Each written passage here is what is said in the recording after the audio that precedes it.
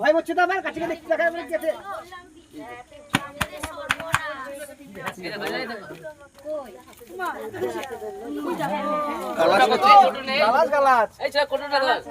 Hello বন্ধুরা, দেখতে পাচ্ছ ডেঞ্জারাস একটা সাপ। এটা হচ্ছে সাইলেন্ট কিলার। এটাকে আমরা কালাজ বলি, বাংলাতে বলা হয় আমরা কালাজ বলি, ইংরেজি নাম হচ্ছে সাইলেন্ট কিলার থেকে কমন প্লে। তো একটাই কথা সবাইকে বলবো, সচেতন করব, এই সাপের কাছ থেকে বাঁচতে গেলে ঘরের ভেতর মশারি টাঙিয়ে শুবেন। কারণ এই সাপটা খালি ঘরের বিছনাতেই পাওয়া যায় বেশি।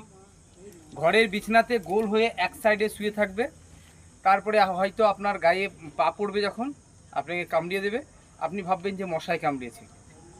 তো যখন ভাববেন মশায় কামড়িয়েছে, আপনি তো একটু থাবা মেরে শুয়ে পড়বেন আবার, আর আপনার শুয়ে পড়ার পরেই আপনার মৃত্যু এগিয়ে আসবে। কারণ এই সাপের কামড়ে না আছে কোনো জ্বলন, না আছে কোনো ব্যথা, না আছে কোনো যন্ত্রণা, কিছু।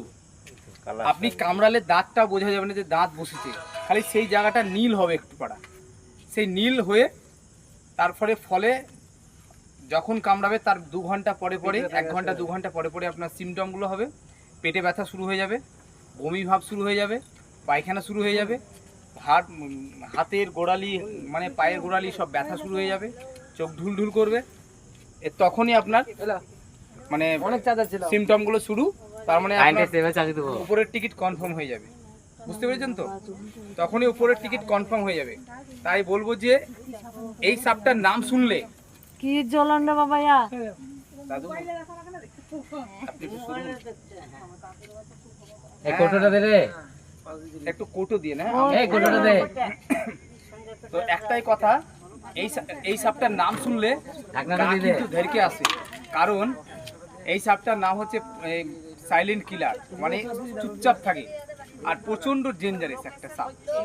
এটা হচ্ছে আমাদের এদিকে প্রচুর পরিমাণে পাওয়া যাচ্ছে এখন। আমি কালকে রাত্রে আবার ধরেছি সাইলেন্ট কিলার, ঠিক এই টাইমে ধরেছি বকুলতলাতে। কালকে ঠিক এই টাইমে আমি বকুলতলাতে এটা আবার ঠিক এতটাই বড়, সেটাও রেস্কিউ করেছি আমি। আজকে ভিডিওটা ছেড়েছি সকালে, কে দেখেছে মরা দেখে, ঠিক আছে? এই টাইমে প্রচন্ড ডেঞ্জারাস সেটা। এর নাম শুনলে কিন্তু ভাই গা কাটা দিয়ে দেয়। এর থেকে একটাই উপায় হচ্ছে বাড়িতে ঘরের ভিতর মশারি টাঙিয়ে শুবেন।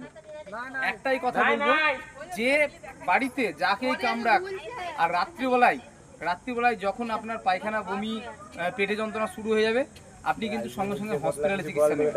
আপনি ওই যে